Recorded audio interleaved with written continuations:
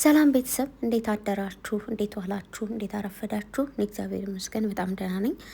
ጋይስ ዛሬ ጨረቃዎቼ ይመጣሉ ማለት ነው። በቅምጥሌ ቤት ነው የሚመጡት። ምክንያቱም ቅምጥሌ ነው የጻፈችው ዛሬ ማታ ላይቭ ላይ ይጠብቁን ብላ ነው የጻፈችው ማለት ነው። እሺ የኔ ፍቅር እንጠብቃችኋለን። የኔ ውዶች ሰላም ኑልን። ሁላችሁ ተዘጋጁ ታብታብ ለማድረግ ለምናምን ለሁሉም ነገር ማለት ነው የኔ ውዶች። በዚሁ አጋጣሚ ደግሞ ማለት ነው መልእክት ላስተላልፍ። አዎ እናንተ ስለምትችሉ ነው ጋይስ፣ እኔ አልችልም ታውቃላችሁ።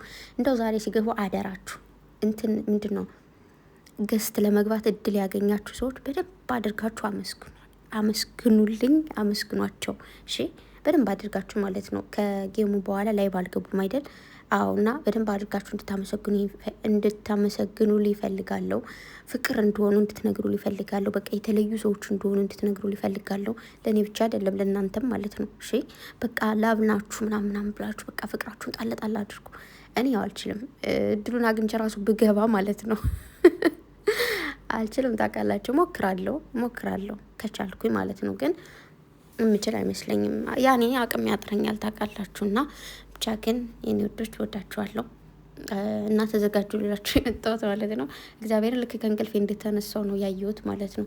ከኛ ቤት አሁን ትምህርት ከሌለ ሌሊት አንተኛም፣ ጠዋት ነው የምንተኛው። ሰው ተኝቼ ነበር። ልክ ስነሳ ይህን ነገር ሳይ ደስ አለኝ እና መጣሁ ወደ እናንተ ማለት ነው። እና የኔ ፍቅሮች ሰላም ኑልን። ደግሞ ሌላው ነገር ደስ የሚለው ላይ መግባታቸው ብቻ አይደለም፣ ቅምጥሌ ስለተሻላት ነው የሚገቡት ላይ አይደል? እና ደስ ብሎኛል። ቅምጥሌ እንኳን ተሻለሽ የኔ ወርቅ፣ ሁልጊዜም ደህና ሁኚልኝ። ካጠገብሽ ምርጥ በቃ እንዴት ነው እግዚአብሔርን ከአምላክሽ የተሰጠሽ ባል ነው ያለው። ያኔ አንዳንዴ ይህን ያለውን ሰው ጋር ሆነን ስንታገል ነው ነገሮቹ ልክ ማይሆኑት አይደል? ግን ከአምላክ የተሰጣት እንደሆነ በደንብ እያየን ነው። ከአምላክ የተሰጠችው እንደሆነ በደንብ እያየን ነው። አንዳንዴ እኛ ያልሆነ ነገር ለሙጥኝ እንላለን። አዎ ሙጥኝ ምንድን ነው? እንደዚህ ጥብቅ። አዎ እንደዛ ነው። እና ወዳችኋለሁ ጨረቃዎቼ፣ ሰላም ኑልን። ቤተሰብ ተዘጋጁ። ዛሬ ጅማ ነው። አይ ነው እኔም ከእናትየዋ ቤት ነው የምሆነው። ግን እዛኛው ቤት ስንሆን እንኳን የተሻለ ይመስለኛል። ያኔ ኔትወርክ ምናምን ነው እንጂ ማይኖረው ሴትዮዋ ከእናትየዋ ጋር ጥብቅ ስለምትል እኔ ደግሞ ወደውንም ወደዚህም ወደዛም ማለት እችላለሁ የተወሰነ ብዬ አስባለሁ። ለማንኛውም እጅግ በጣም ነው የምወዳችሁ።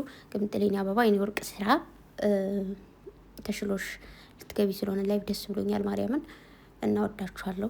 ብሩክ ወንድሜ አክባሪ ነኝ። ማርያምን አሁንማ በጣም በቃ ድሮም አክብረዋለሁ ወደዋለሁ፣ ግን አሁን ላይ ደግሞ ያለኝ ክብር ማለት ነው በቃ እንዴት ነው እየባሰ መጣ። በቃ እንዴት ነው ማርያምን ለሚስቱ ዝቅ የሚል ሰው ማለት ነው እንዴት ነው ዓለምን ሁሉ በነፃነት በጸጋ ቢሰጡ ምን ያንሰዋል? እግዚአብሔርን እና ይመች። በዚህ ቀጥልበት ወንድሜ። እንደ ቅምጥሌ አይነት ጸዴ ሰዎች ደግሞ ይገባቸዋል። እንደ ቅምጥሌ አይነት ወርቅ የሆኑ ሴቶች ማለት ነው። እሺ እና ወዳችኋለሁ። እንድታመሰግኑ ብዬ ነው የመጣሁት። አዎ እና አመስግኗቸው። የኛ ብርቅዬ የሆኑ ልጆች፣ የኛ ፍቅር የሆኑ ልጆችም ማለት ነው።